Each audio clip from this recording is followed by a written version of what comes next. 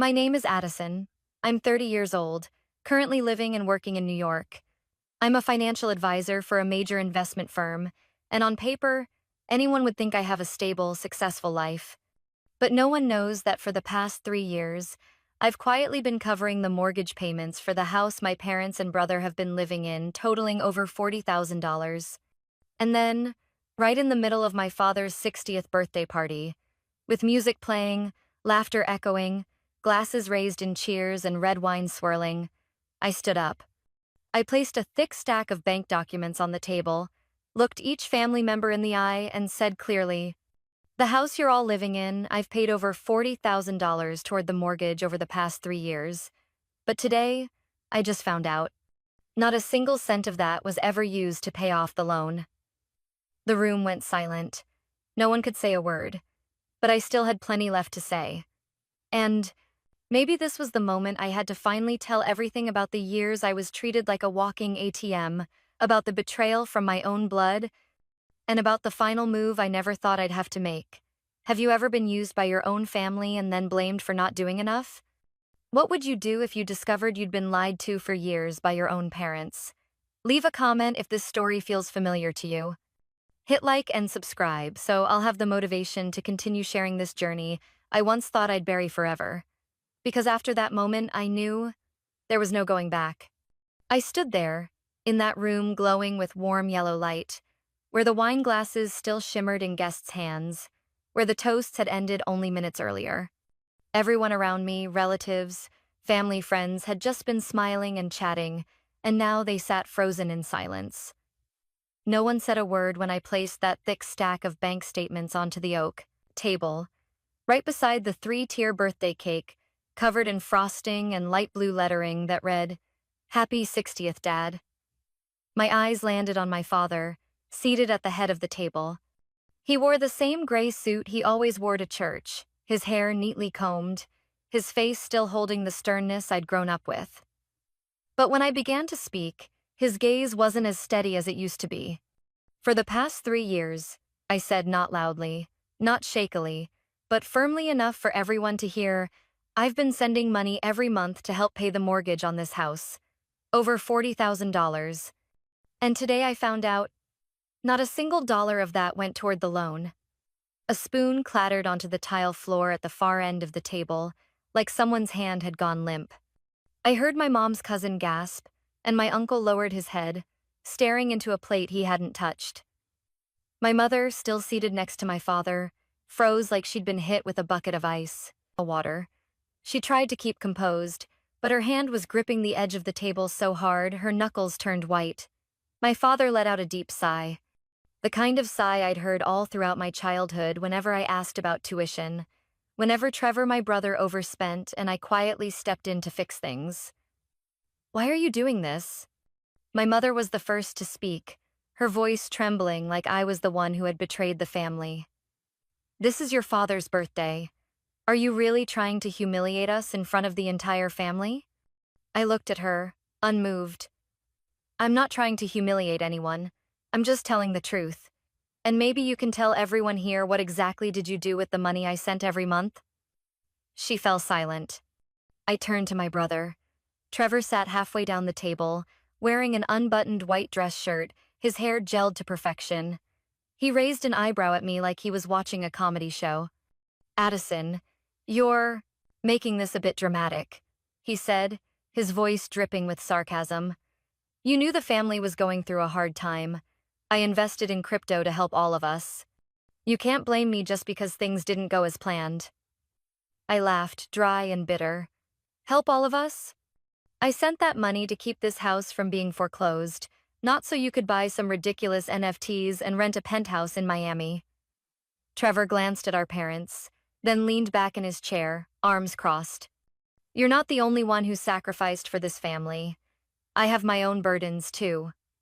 I tilted my head, my voice calm but cutting. "Your burden is living rent-free, spending other people's money, and blaming others when things fall apart." My mother shot up from her chair. The sound of the legs scraping the tile rang out sharp and angry. "That's enough. Addison, if you still respect this family, you'll stop right now." I looked her dead in the eye. I've respected you for too long. So long that I sacrificed everything and never even got a thank you. I became a walking wallet, and the moment it stopped opening, I was called selfish. The room felt thick with tension. No one said a word. I could feel their eyes on me, some confused, some uncomfortable, and some silent but understanding. My father slowly rose. "Addison," he said, voice low but tight. "This could have been handled privately. This isn't the place." I cut him off. "You're right. I should have done this a long time ago. But you didn't give me a choice. When you lied to me about the mortgage, when you let Trevor use my name to take out a personal loan, when I received the default notice from the bank, I stayed silent. But today, I won't." My mother's face flushed red. "You can't blame us for everything. We're a family. Families are supposed to understand each other." I nodded. I did understand. Too much. I put off buying a home. I lived in a cramped two-apartment. I lived on instant noodles just to keep sending money, and in return, I got silence. Lies. And today, shame. Trevor scoffed. "So now you've said your piece. Are you satisfied? You just wanted everyone to see you as the victim, right?" I clenched my fists, keeping my voice steady. "I don't need anyone to see me as anything. But from now on, I won't be this family's bank account anymore. You can look down on me all you want, but I will never look down on myself again." I turned to the relatives, the same ones who had once taught me to be respectful, to sacrifice, to uphold the family's image. If anyone in this room has ever been labeled the strong one, the one who's always okay so no one checks in on you, I hope my story makes someone stop and think. Because no one deserves to be punished for always stepping up. I didn't wait for a response. I picked up the file and walked out of that room past the shocked, half-sympathetic, half-speechless stares. And with every step I took, I felt lighter, steadier. Like I was finally walking away from a burning house I used to think was my home. I still remember that autumn afternoon when I was 15, the red leaves scattered along the porch of our old house. That day, I came home with a letter in hand, glowing with pride. I had just earned a full scholarship for my first semester of high school. I had studied like crazy all summer, while my friends went to the movies and slept in. But I didn't feel deprived. I believed that if I tried hard enough, I would be recognized. My mom was slicing apples in the kitchen. My dad was watching the evening financial news. Trevor had just walked in, wearing a new leather jacket, his face sour. I held up the letter, grinning like a kid desperate for praise. "I got a scholarship. We don't have to pay tuition this semester." Mom glanced at the paper, nodded briefly, and said, "That's good." Done. No smile, no hug, no follow-up. I looked at my dad. He just shrugged. "Good. Make sure you keep your grades up." Then Trevor dropped his bag on the couch and grumbled. "My car broke down. Had to call a tow, cost me almost $100. And who knows how much the repairs will be." I stood still, my joy swallowed whole by that sentence.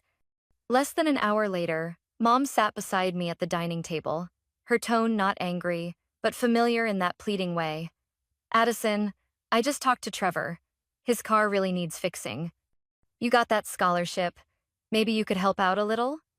I blinked. "But I was going to use that money for study guides and tutoring." My mom cut in. "It can wait. Trevor needs it more. He just lost his job at the bookstore and has an interview this week. How's he supposed to get there without a car?" I bit my lip, swallowing the lump in my throat, and I nodded. That was the first time I realized an achievement of mine could be turned into someone else's responsibility.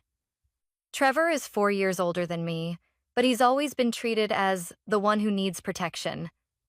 He was constantly in trouble, yet praised as an artistic soul. When he dropped out during his sophomore year of college to find his passion, my dad didn't say a word. Instead, he told people Trevor was too creative for a rigid system. I once watched my mom take out a $3,000 payday loan so Trevor could buy audio equipment, hoping he'd start a home studio. And me? I had to skip a summer study abroad program because my mom said, stay home and help your dad with the house. You're a girl, no need to go so far. When I was 17, I started working part-time at a little cafe near school. I wiped tables, washed cups, cleaned the bathrooms every afternoon after class. Meanwhile, Trevor stayed home all day with his guitar and posters covering the walls. My parents never once asked if I was tired, if I'd eaten. But the moment Trevor said he was hungry, my mom would rush to cook his favorite meal. I didn't hate Trevor. Honestly, I used to admire him for dreaming boldly, for living differently. But over time, I realized I was just the shadow behind all his unfinished dreams. Whenever he failed, I cleaned up the mess. Whenever he lacked, I filled in. And to my parents, that was just normal. There was a time Trevor shattered our brand new TV in a rage after arguing with his girlfriend. I came home from school to find my dad rubbing his temples over the receipt. My mom pulled me aside and whispered, "If you help cover half, your dad won't be under so much stress next month." I froze, but I didn't break it. She pressed her lips together. "We're family. You can't just keep score." I remember quietly pulling from my savings for 2 straight months to pay it off. I skipped the end-of-year field trip. I didn't dare buy the winter coat I'd been eyeing during a rare sale. And yet, no one asked why I was eating cold bread for a week straight. Through all those years, I kept telling myself if I worked harder, they'd see me. If I became more successful, they'd finally be proud, maybe even hug me like they did with Trevor. But that moment never came. Even when I got accepted into the top economics program in Georgia with a full scholarship, my mom just sighed. "That's so far. Trevor still needs the car. Can you apply to a local school instead?" I smiled, but inside something broke. Not because I was turned down, but because I realized my sacrifices were never seen as meaningful. The older I got, the more I understood my role in the family. I was the stable one, the one who didn't make trouble, the one they didn't have to worry about. And because of that, they didn't feel the need to care about how I felt. I wasn't asking to be loved the way Trevor was. I just longed to be understood. I didn't need daily the praise, just a real hug when I made it through something hard, a sincere thank you when I sent money home on time. That would have been enough to make me feel visible, but it never came. Scholarship funds, part-time wages, student grants, all gradually drained for valid reasons from my family. Every time Trevor ran into trouble, I was the first one they called. "Addison, your brother's out of work again." Addison. His car broke down. "Addison, my head's killing me. I can't afford the meds right now." I believed it was my duty as a daughter. I told myself I was the anchor. But no one ever asked, does the anchor ever wear down, ever need rest? Then one day, I woke up feeling like I wasn't their daughter anymore, but just the backup plan. A name on the send money monthly list. A walking wallet. I don't hate them. But I started to fear the way love in my house was always laced with guilt. Whenever I dared to say no, I lived, I grew, I succeeded. But never once was I acknowledged as someone who had walked through all those winters alone. And the day I placed those bank statements on my father's birthday dinner table was the day I stopped lying to myself. I no longer hoped for a late embrace, a forced compliment, or even a random check-in. All I wanted from that moment on was to live as a person, not a tool. I started my first job in New York on a misty September day.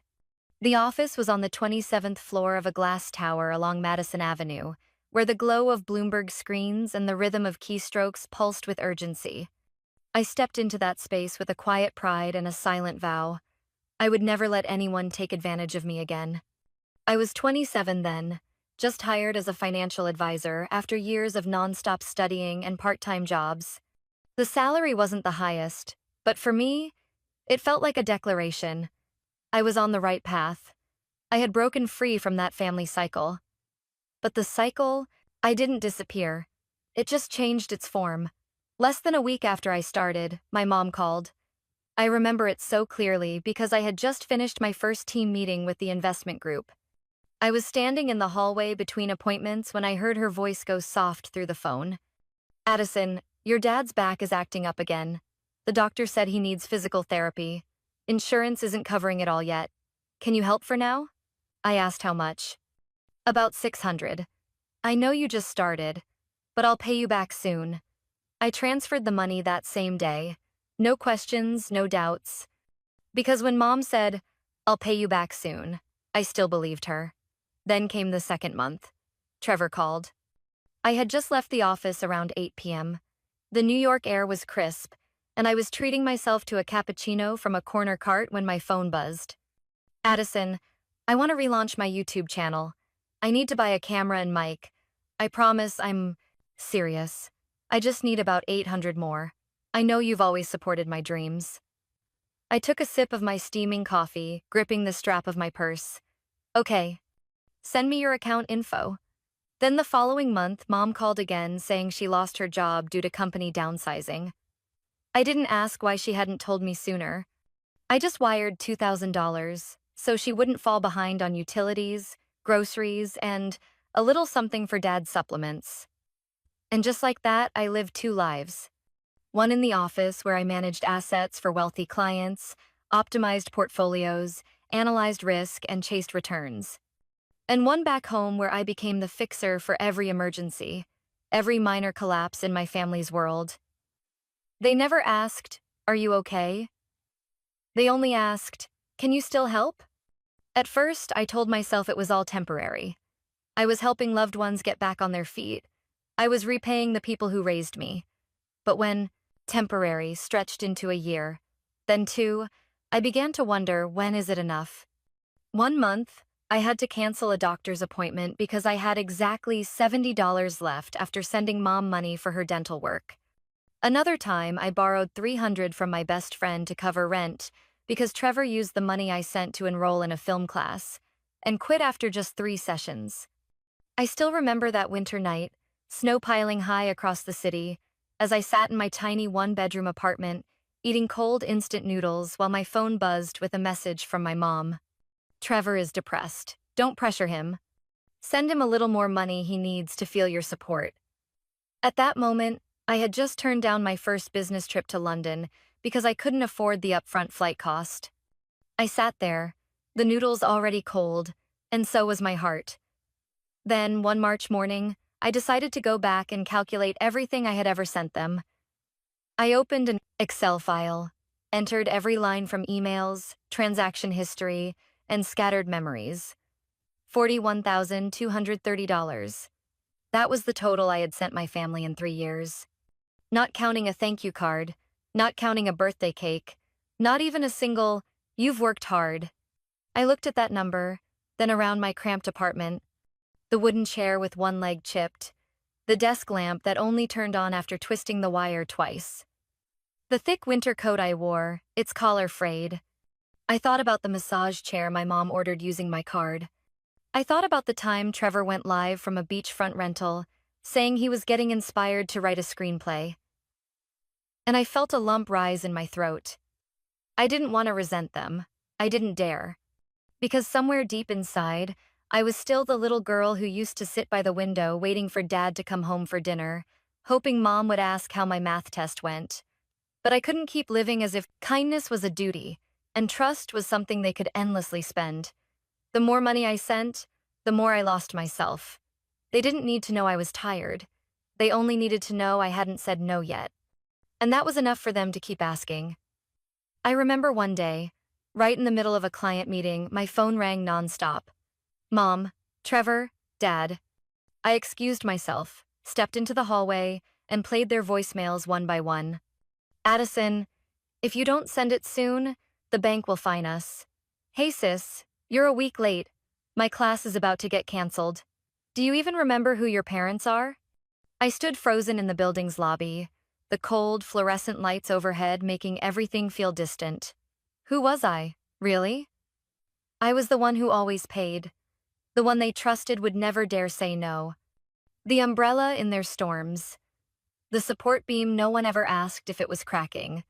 And when I walked out that door that evening, I knew something inside me had started to break. A small fracture, one that would never be sealed by another guilt-laced message. I still remember that morning. The New York sky was a flat gray, rain drizzling across the office windows. I was checking emails after our usual Monday meeting when a strange subject line caught my eye. Notice from Firstway Bank regarding mortgage account. I clicked, assuming it was some mistake. I didn't have any loans except for a personal credit card. But by the third line, my heart felt like it had stopped. The mortgage account under Mr. and Mrs. Henry and Lorraine Whitaker has been delinquent for 8 months. If no immediate payment is made within 30 days, the property will enter foreclosure. I couldn't believe it. That couldn't be right. I had been sending money regularly, always by the 15th. Sometimes $980, sometimes more, when they said the roof needed fixing or heating bills were higher. Everything was documented. I always labeled each payment, mortgage support, Addison. I pulled out my phone and opened my banking app. The transaction history was right there, every amount accurate. Over the course of 32 months, I had transferred more than $40,000 to the same account my parents had originally provided. The air in the room felt thick. People were still working, still on calls, still typing away, but all I could hear was the hum of confusion in my ears. I couldn't sit still. That night, I brewed a pot of hot tea, opened my laptop, and began reviewing every email my mom had sent, every text from Trevor, every note I'd saved in my phone, the reasons they gave, the matching amounts. It all seemed logical, but all it took was one crack for the whole structure to collapse. I decided to call the bank branch the next morning. I explained that I'd been financially supporting the mortgage account under my parents' name and had just received an overdue notice. I said I wanted to understand what was happening. The bank rep's voice was gentle but firm. Miss Whitaker, no full payments have been made on that mortgage account for the past 8 months. It has now been escalated to our special processing department. I gripped the phone so tightly my knuckles turned white. That's not possible. I've been sending money every month, she replied. I understand your concern, but it's possible those funds weren't deposited into the correct payment account. You may want to confirm with the recipient how the funds were actually used. In that moment, my heart began to understand something my mind still resisted. The money I had sent, month after month, for nearly 3 years, hadn't gone where they said it would. I opened the most recent email from Mom. She'd written, "We need an extra $300 this month for plumbing repairs. Don't worry about the mortgage, your father already handled it." But the mortgage hadn't received a cent. I couldn't sleep that night. Every time I closed my eyes, I saw each dollar vanishing like a stream drying up a stream carved from every ounce of trust I had left in the people I still called family. The next morning, I requested full statements from the bank account where I'd been sending money for the past 3 years. I had never paid close attention because I trusted them. But now, I had to look directly at what I had ignored for far too long, and what I saw stunned me. Alongside regular expenses like utilities and medications, I found transaction after transaction that didn't make sense. Names of crypto platforms appeared over and over: Coinbase, Binance. Other transfers sent to vague e-wallets with no clear recipient. One month, while I was scraping by on toast with raw peanut butter, that account funneled $2,000 into an NFT trading platform. I felt so angry I trembled. Not because they'd made bad investments, but because they never once asked me, "Addison, do you consent?" I called Trevor first. He didn't pick up. An hour later, he called me back, sounding casual. "Addison, what's up? Why was the money I sent for the mortgage used for crypto investments?" He paused for a second, then laughed. "Why are you making a big deal out of this? You knew Mom and Dad were on board. I was just trying to help the family grow the money. How was I supposed to know the market would crash? Help?" I said, my voice cracking. That was money I scraped together from skipping vacations, skipping dinners just to send it on time every month. He sighed, voice turning annoyed. "Do you really have to blow this up? You're doing fine, and investments come with risk. Everyone knows that." I cut him off, cold. No one has the right to use someone else's money without asking, not even family. The first time, I heard genuine hesitation in his voice. I didn't think you'd react like this. I hung up. Less than 30 minutes later, Mom called. Her voice was worried, but I could still hear the edge of blame in it. Addison, what did you say to Trevor? I know you're disappointed, but did you have to be so harsh? I stayed calm. You told me the money was for the mortgage. I believed you. But the house is still in debt, on the brink of foreclosure. How exactly did you expect me to react? She went quiet for a long time. Then she sighed. Back then, Trevor convinced me that investing was the only way to save this family. Your dad had just lost his job. I was down to half shifts. You were the only one with income. I agreed. I closed my eyes. Every piece of the puzzle finally fit. So what am I to you, Mom? An emergency ATM? That's not it, she said softly. It's just, you were always okay. I thought you'd understand. I let out a small, bitter laugh. I was always okay. Right. So you didn't need to ask, didn't need to explain, just withdraw. She didn't argue. She just let out another quiet sigh. And I understood. For all these years, being the strong daughter had stripped me of being a person. I was a function, a transfer button, a convenience. But I also understood that from this moment on, nothing would ever be the same again. That afternoon, I drove out of New York, heading straight for the old house in suburban Connecticut, the one I grew up in, the one I used to believe I belonged to.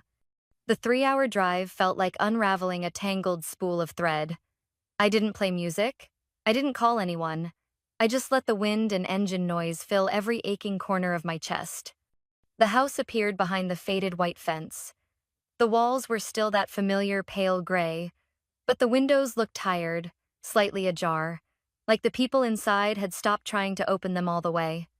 I parked in front of the gate, sitting silently in the car for a few more minutes.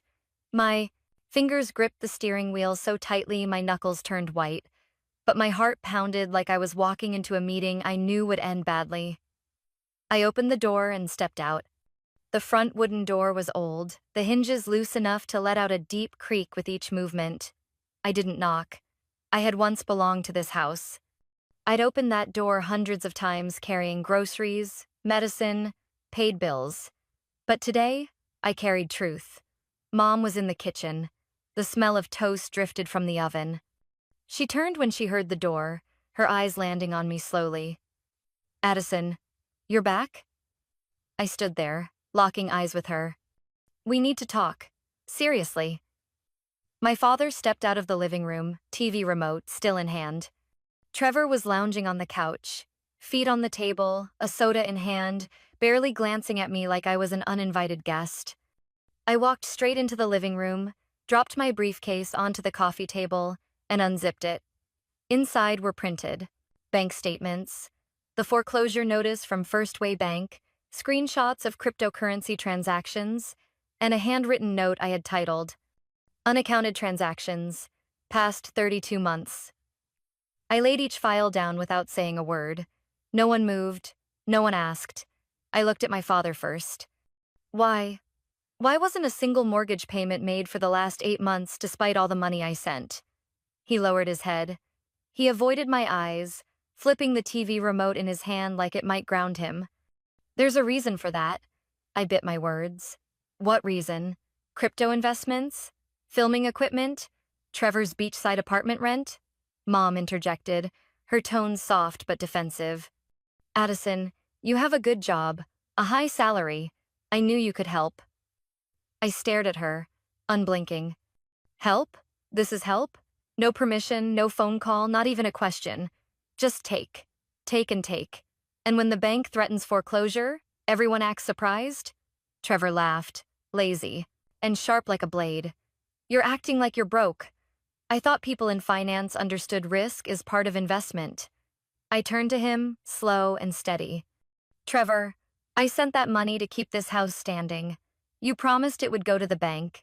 Instead, you gambled it on what you called the future.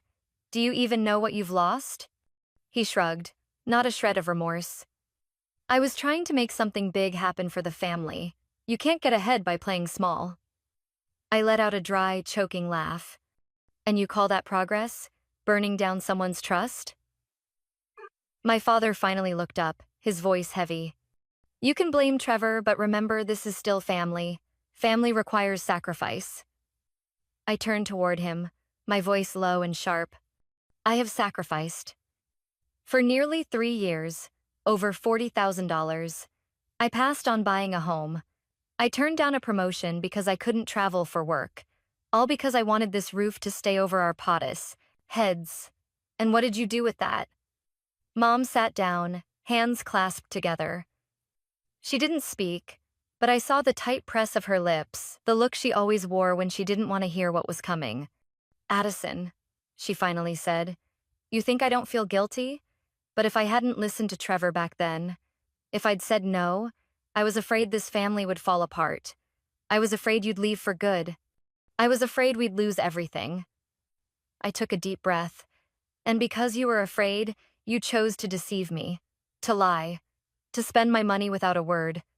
Who in this house am I supposed to trust now? Trevor leaned back, waving me off. You're being dramatic. Just because of a few bucks, you think you have the right to lecture all of us? I thought you knew investments take time. I cut him off. Not a few bucks, Trevor. That was my time, my energy. Every night I gave up sleep to work 14-hour days. That was every cup of instant noodles. I ate instead of treating myself to dinner just so I could send the exact amount Mom asked for. That was a part of my life I'll never get back. My father stood, voice raised. Enough, Addison. You came back just to scold us? You're our daughter. Can't you just help without counting every penny? I stood still. Every penny? I looked him in the eye, my voice quiet but slicing.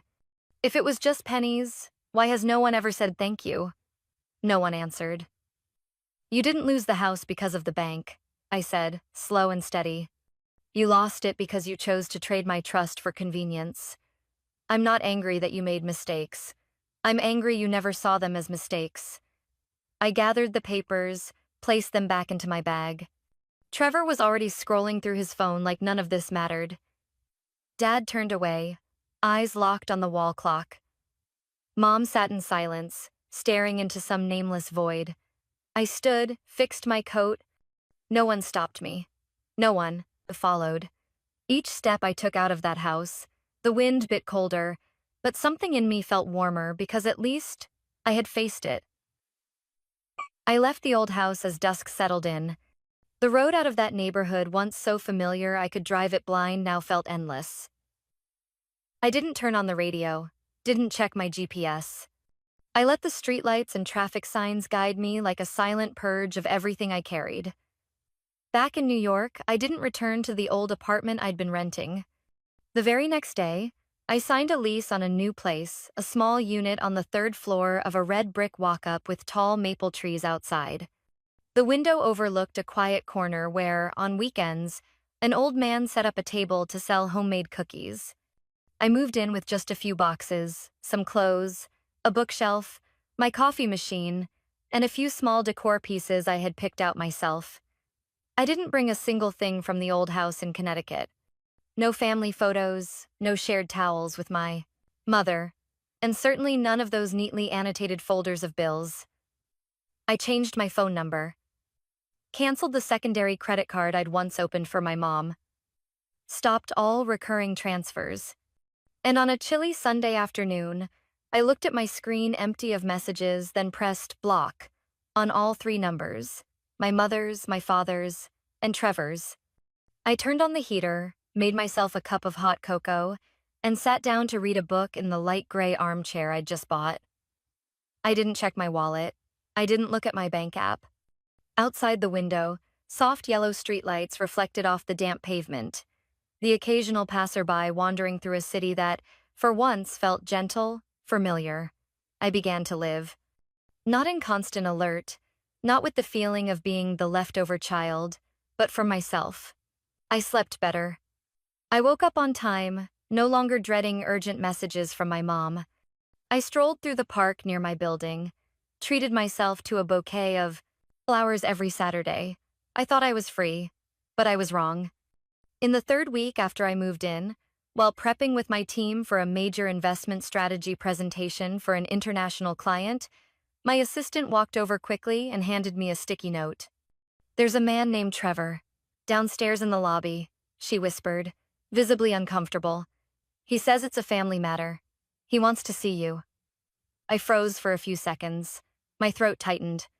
Everyone in the conference room was waiting for me to finish the final portion of the presentation, but now I had to choose continue with the job or face the storm I had tried so hard to avoid. I texted my assistant, "Tell him I'm not available." I thought that would be the end of it, but it wasn't. Trevor left a sloppy handwritten note. "You need to talk to me. This isn't small." I crumpled the note and dropped it into the bin beside my desk, but deep down, the water was already stirring. That night, I checked my personal email. My mother had created at least 3 new accounts in just a week because her old one had already been moved to my spam folder. She left this message: "Is this really how you want it to end? Cutting us off like strangers? Your dad is coughing again and having back pain. Trevor's not sleeping from all the stress. Can you live peacefully like this?" I didn't reply. The next day, reception at the office informed me someone called, claiming to be my brother, asking to verify some documents. I knew it was Trevor. He had called using another company's landline, pretending to be a contact, just to apply pressure. I held an emergency meeting with legal. I stated clearly, "Anyone claiming to be related to me and contacting us for personal reasons, please deny them access. If necessary, I'll initiate privacy protection steps per internal policy." I signed a formal document limiting personal contact during business hours. Then I wrote an email to, "If there are any calls or correspondence related to my family sent to this office address, please do not respond and forward them directly to me for private handling." No one in the office asked questions. They were grown professionals. They understood sometimes emotional distance is the last layer of armor a person has to avoid getting hurt again. The following week, I received an express delivery from Connecticut. Sender, Lorraine Whitaker. My mother, I didn't open it. I left it on my desk for 3 days. Then I tossed it into a drawer. I wasn't ready. That weekend, while walking through the park, I heard a familiar voice behind me. "Addison." I turned around. It was Trevor. He was wearing a thick coat and a beanie, but his face looked worn, his eyes bloodshot. "You can't just stay silent forever," he said, his voice sharp. "Don't you see the house is about to collapse? We've only got days before the bank takes it. Mom and Dad don't know what to do. I don't either." I stood still. I didn't move forward. I didn't step back. "And that's my fault?" I asked, locking eyes with him. He pressed his lips tight. "You promised you'd help. You can't just turn your back like this." I shook my head slightly. My voice was soft as mist, but cut like a freshly sharpened blade. "No, Trevor. I never promised to carry the weight of this family forever. I've already helped more than anyone. And I'm walking away not because I stopped caring, but because I have to learn to care for myself first." Trevor clenched his hands in his coat pockets. He looked at me for a long time, then turned away. I stood there, on a path blanketed with golden leaves. A soft breeze passed, and I didn't feel small in my own life. I found out about it on a Wednesday morning while preparing audit paperwork for a major client. A pale yellow envelope sat neatly in my office mail tray, with no return address. Inside was a copy of a loan agreement bearing a Connecticut Regional Bank stamp. At first, I thought it was sent to me by mistake, but when I turned to the third page, my stomach dropped. On the line marked "Cosigner" was my name, my full name, Addison L. Whitaker, and next to it, a signature that looked exactly like mine. It matched how I've signed every financial contract, even the little flourish at the end. But I had never seen this document. I had never heard about any family loan worth $20,000. I sat frozen in my chair for nearly 10 minutes, staring at the paper, a storm building inside me. I immediately called the bank listed in the header. I introduced myself and requested verification of the loan. After confirming my identity and voice, the bank representative replied, Yes, that account was opened 6 months ago. The borrowers are Mr. Henry Whitaker and Mrs. Lorraine Whitaker. The co-signer is Miss Addison L. Whitaker. The signature was verified, with submitted documentation. I asked right away, did I sign the loan documents in person at the bank? The rep hesitated. No, the file was mailed in, with a copy of an ID and a signature sample attached. I set the phone down. My hands began to tremble. I couldn't recall signing anything recently that had been sent to Connecticut, which meant someone had used my name, forged my signature, and mailed it to the bank to secure a loan I had no knowledge of. The first question that came to my mind wasn't why, it was who. And then the name appeared in my head, bold and inky against a blank page. Trevor. No one else would think of this. No one else knew my handwriting, how I wrote my name, the curve of each letter, the slant, the signature lines. Trevor had lived with me during college for 2 months. He had used my printer. He had opened my desk drawer while I was gone. He had watched me sign lease agreements, job contracts. I called my personal attorney. During the entire consultation, my voice stayed calm, but my hands were ice cold. I explained everything, sent pictures of the document, and asked about my legal position. If you didn't sign the contract, and you can prove the signature is forged, you are not legally responsible, he said. However, the bank may still pursue repayment if the loan defaults. And proving forgery isn't always fast. I understood. That meant if my family kept missing payments, the bank could call me, sue me, freeze my accounts, and my financial reputation could take a major hit. This wasn't just a family issue anymore. It was a betrayal with the potential to damage my career, my credibility, and my future in the investment world.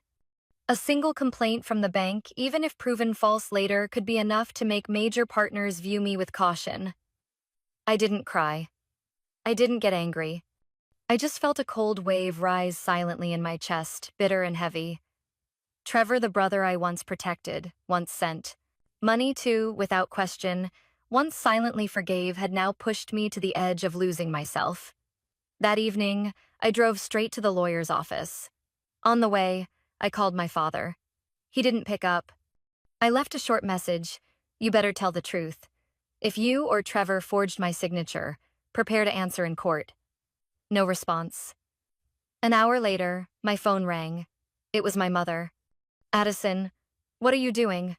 Why are you threatening your father? We're family. I took a deep breath. Mom, I only have one question. Who forged my signature to take out that bank loan? She hesitated. It was Trevor. But he did it thinking you'd agree if you knew? I couldn't stop him. I let out a dry laugh. You realize that's illegal, right? Don't make a big deal, Addison. If you press charges, he could be prosecuted. He's your brother. I tightened my grip on the phone. And what about me? I'm your daughter. The one being dragged into bad debt, the one who could lose her entire career if the bank reports this. Have you thought about that? She went quiet. In a silence so tense it hurt to breathe, I heard her breath on the line, not shaky from fear, but because for once, she had no answer. Addison, I'm sorry. I didn't realize it would be this serious. I didn't respond. I hung up. That night, I sat alone in the living room without turning on the lights. Outside, the city sparkled, but I felt like I was drifting through a fog, where every value I once believed in had been turned upside down. My family didn't just take. They crossed a line again, but this time, by putting my name on a debt they never intended to repay. And I realized, when kindness has no boundaries, one day, it will be twisted into the very weapon that destroys you. I sat up straight. On the table, the legal folder was ready. I wasn't going to avoid this anymore, because if I didn't stand up for my own name, no one else would. I started, gathering evidence early the next morning, before the sun peeked through my apartment window. In the silence of the room, with only the hum of the coffee machine and the click of my mouse, I opened every bank account, every old email, every message I had once tried to delete because I was too exhausted to relive it. I saved everything. The receipts showing I had wired over $40,000 in the past 3 years, a scanned mortgage contract with a signature I never wrote, a string of emails from Trevor labeled urgent, but filled with vague ramblings. I contacted the bank representative who had confirmed the loan over the phone.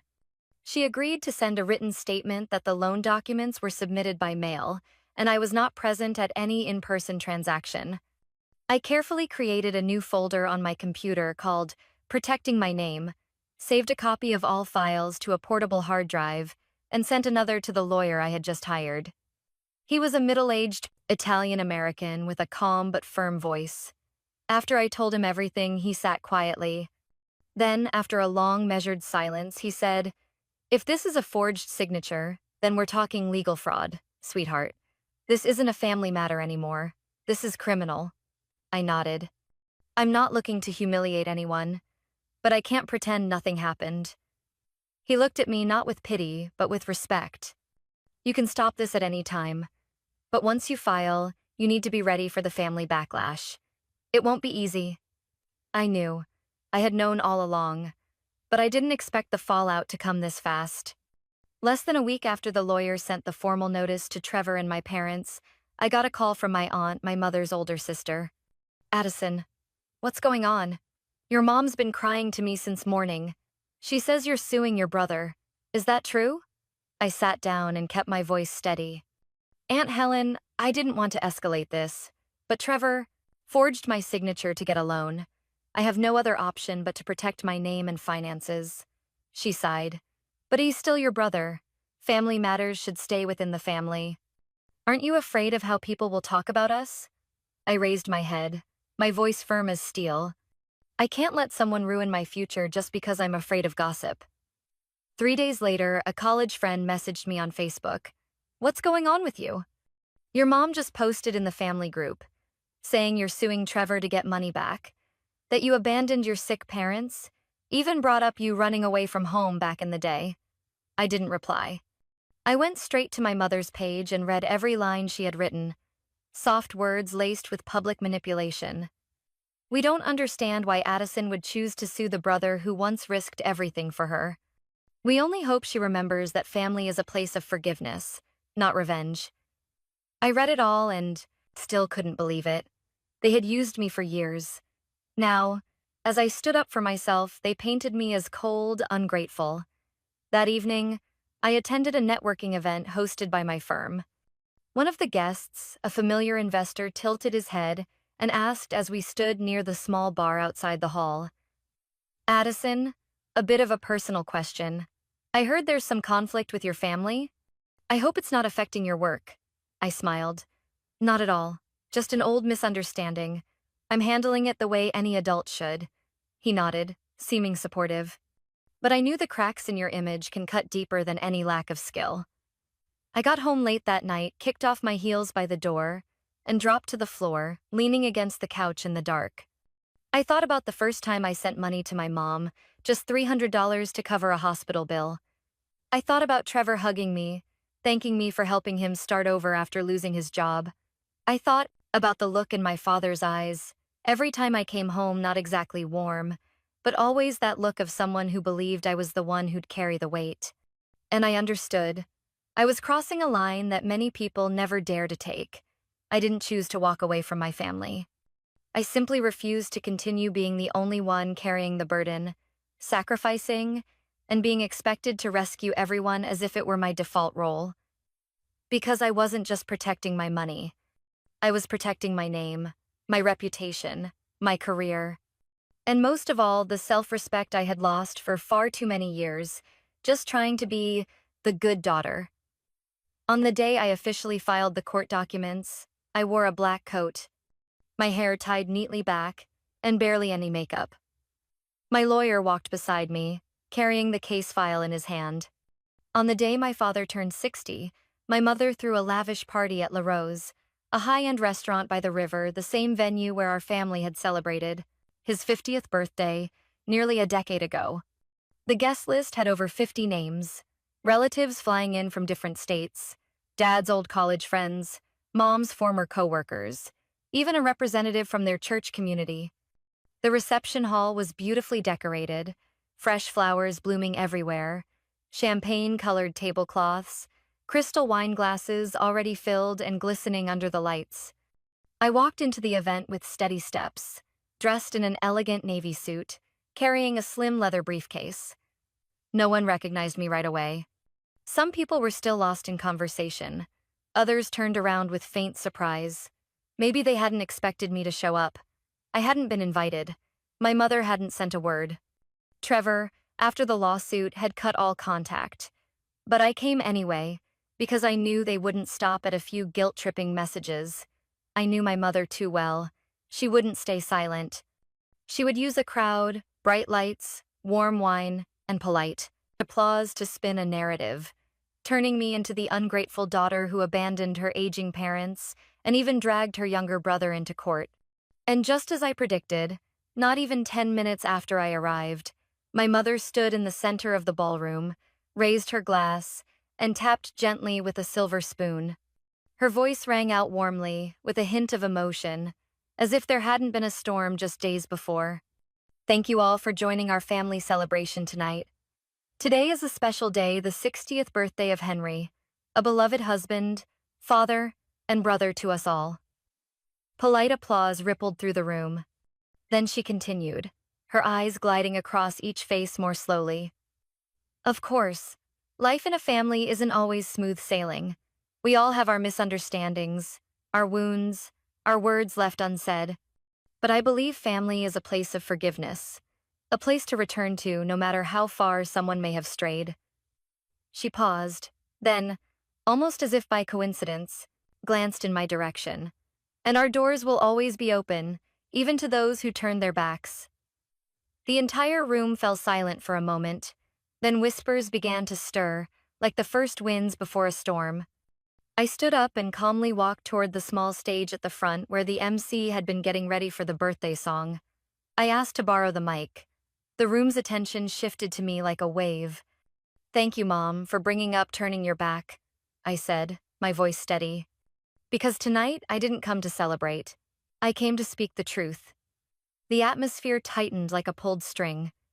My mother froze, her face suddenly pale but still trying to hold a smile. I opened my leather briefcase and pulled out a set of carefully bound documents. I held up the first copy of the mortgage assistance contract, then a set of bank statements showing over $40,000 I had transferred across nearly 3 years with clear notes. Mortgage. Support. I'm the one who paid off nearly the entire mortgage for the house my parents live in, I said, not raising my voice, but speaking clearly. I never asked to be repaid. I never asked for gratitude. But what did I get in return? I held up another paper, the forged loan contract with a signature I had never written. I projected it onto the display screen, large enough for everyone to see every clumsy, mismatched pen stroke.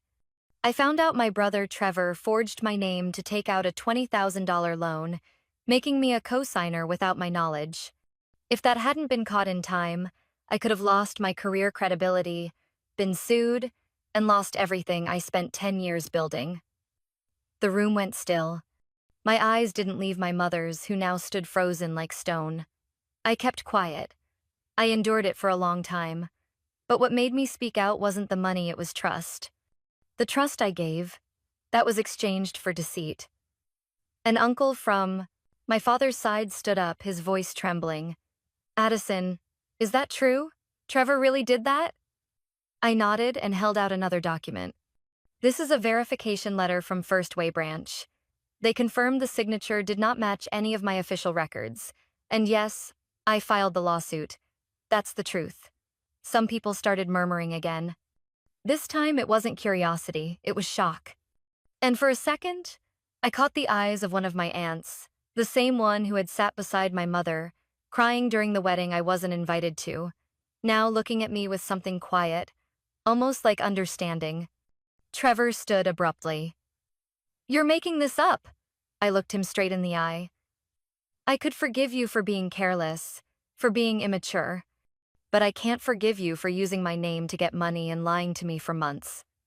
My mother suddenly blurted out, Addison, you're tearing this family apart. I nodded. If the truth can tear a family apart, then maybe that family was never built solidly to begin with. No one said another word. I stepped back and handed the mic to the host, who looked flustered and lowered his head, unsure of what to do. I didn't stay for the cake. I didn't wait for the song. I walked out of the restaurant not in anger, but in silence. A silence like the stillness of a lake after a storm, where everything has shattered but where something new might begin, grounded in truth. I stepped out of La Rose as night had fully fallen. Across the river, the city lights were glowing, reflecting in delicate pieces across the still water. My heels tapped softly on the stone walkway, each step shedding years of guilt and the weight of always being the one to do the right thing, even when no one else did. After everything I had said in that room, clear, firm, and impossible to deny, I no longer felt fear. I no longer felt small, or like I had to apologize for feeling what I felt. I didn't look back. I didn't wait to see who followed, who called my name, or if my parents might try to stop me with one too late sentence. I knew they wouldn't. Because if they had understood what I just did, none of this would have been necessary. I got into my car but didn't drive away right away. I sat in the dark, hands on the wheel, eyes looking out at the river. From where I was parked, I could see the soft yellow lights of the restaurant's second floor, where the party was still going on, but it had nothing to do with me anymore. I remember the look in Uncle James's eyes, my father's cousin, when I held those files up for the entire room to see. It wasn't anger, and it wasn't shock. It was the look of someone who had been hurt before, now watching another person finally find the courage to name their pain. I remember Aunt Linda, my mother's sister, standing in the corner, her hand tightening slightly around her wine glass. She didn't say a word, but her eyes were wet. She looked at me for a long time, as if she wanted to speak but couldn't. I used to think I was alone in this story.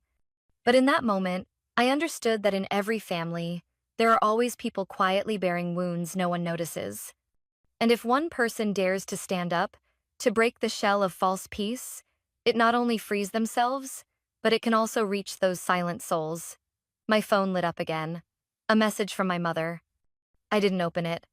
I knew it would only be anger, or another way of shifting blame. I placed the phone on the seat beside me, lifted my face, closed my eyes, and let a deep breath fill my chest. I no longer carried resentment. I didn't need an apology anymore. I only needed peace. New York at night holds a lonely kind of beauty, yet one that feels calm. Driving back into Manhattan, past the flickering red and green lights, across the Williamsburg Bridge with the wind brushing against the car window, I felt washed clean. When I reached my small apartment, I didn't switch on the light right away. I slipped off my shoes, set my briefcase on the table, and walked to the window. Outside, the city was still awake. The faint hum of a taxi far off, the wind brushing against the glass, the soft glow of a diner sign downstairs reflecting onto the opposite wall. I made myself a cup of chamomile tea and stepped out onto the balcony. In the glass, I saw my own reflection. Hair falling loose, face without makeup, but eyes no longer tired. No accusing glances from anyone. No late-night messages demanding transfers. No more pressure to explain why I couldn't carry more. Just me, a 30-year-old woman, no longer the dutiful daughter by someone else's definition, no longer the endlessly patient sister. But me, a whole person, living for myself. Maybe tomorrow I'll get a flood of messages. Maybe relatives will keep gossiping. Maybe my mother will cry in another phone call, pleading or blaming. But tonight, I am strong enough, not to crumble at a single text. I have done more than my duty as a daughter. I paid with my youth, with the dream of owning a home, with sleepless nights and meals eaten alone in tears. If they lose the house, if they face the consequences of the choices they made, that is not my fault. That is the price of deceit. I sat down on the wicker chair on the balcony, sipping the tea that had already cooled. I didn't need anyone to prove me right. I only needed to know I wasn't wrong for standing up to protect the final line of trust. I don't know what you think as you hear this. Maybe you see me as too harsh. Maybe you believe I was too decisive in cutting off my own parents. But if you have ever been in my place burdened with responsibilities that weren't yours, treated as a living bank instead of a daughter with feelings, then maybe you'll understand. Family shouldn't be a place where we fear saying no. It shouldn't be where blood ties are used to. Cover lies. I once believed sacrifice was duty, that endurance was love. But real love doesn't come from one-sided demands. It comes from mutual respect and understanding. What about you? Have you ever been hurt by the very people you love? Do you believe a child has the right to live her own life without carrying the weight of others' mistakes? I hope to hear your thoughts. Leave a comment below, not just so I know I'm not alone, but so others who have felt the same pain can find a place of understanding too. And if this story touched something inside you, don't forget to follow this channel. Because there are more real-life stories waiting about daughters, about mothers, about families that look peaceful from the outside, but hide truths never spoken. Thank you for listening with me until the very end. I'm Addison, and this is the story I chose to tell.